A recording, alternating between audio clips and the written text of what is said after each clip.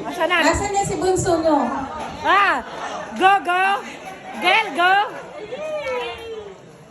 Ano kayo sasabihin niya?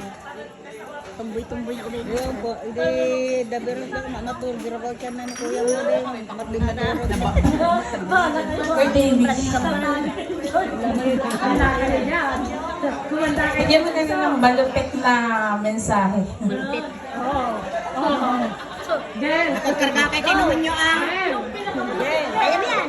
Kaya mo yan. Kaya niya yun. Ang taray mo na yan. Kasi mo na eh, no? Taray mo yan. Huwag iyak ha. Huwag iyak. Umiiyak yan. Himaya, di mo Mahal ko si Jake. Oh, yun lang. Kapatid, happy birthday. Wala naman akong ibang sasabihin sa inyo, nasabi ko naman sa inyo. Wala nga akong regalo, kaya sabi ko sa inyo kanina, walang makakatumba sa regalo ko kundi ang pagmamahal namin sa inyo. Pero, alam naman ng mga tao dito, mas maganda ako sa inyo. Yun lang. Baka maiyak ako. Drama. Ayun, palakpakan naman po natin ang mensahe ng kanilang kapatid. Next message po, para po sa kanilang Tito Junior Vicencio. Oh, yun nga maganda eh. Baka masabi lahat. Tito Junior Vicencio. Ando sarapan. Wala po dito? Nakatulog na? Eh si Tita Lenlen. Ay! Ayan na. Ay, paano na? Drama. Naku, yung maganda rin palang gumiling, oh. Ay, may ano. Muli po,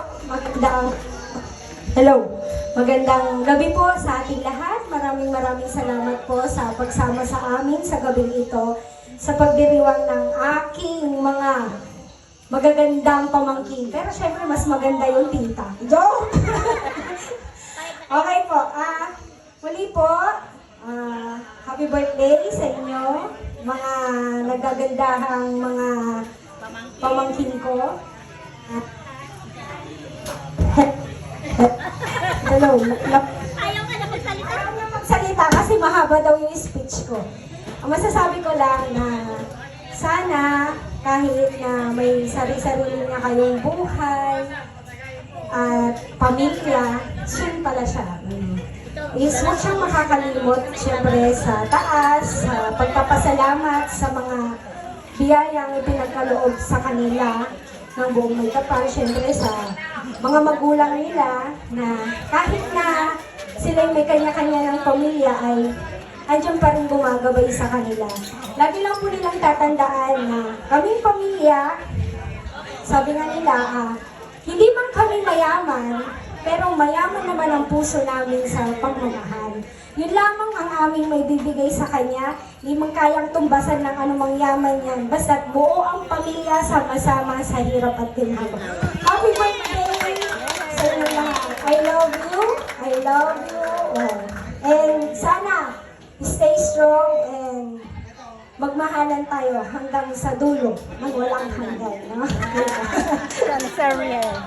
Ganda ng mensahe ni Tita, ha? Hello. Magbibigay po ng mensahe yung husband naman ni Erica, si Jake. Ayun, may kargang bata na siya.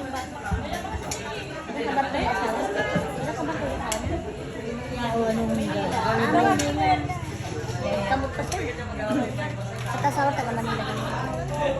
Parang ito kakabarap yan. Taga Sambales. Hello.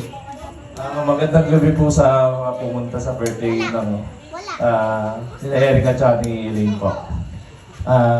Para sa asawa ko, happy birthday. Kinikilig naman sila. So, paano yan? Isang taon na lang agwat mo. Di ba? So,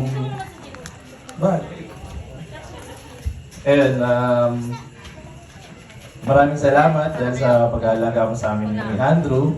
Huwag kagiyak. May anak na isa.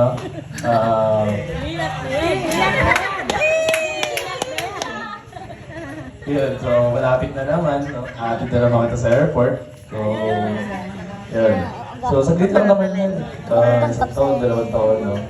Then, ang nagkaroon namin yan, no? Tanda mo, mahal na mahal ka namin ni Andoy. Para sa future naman natin yung mga sacrifices natin, di ba? And, yung gusto ko mahal na mahal kita, tsaka yung gift ko, pagbalik na lang natin ng Manila.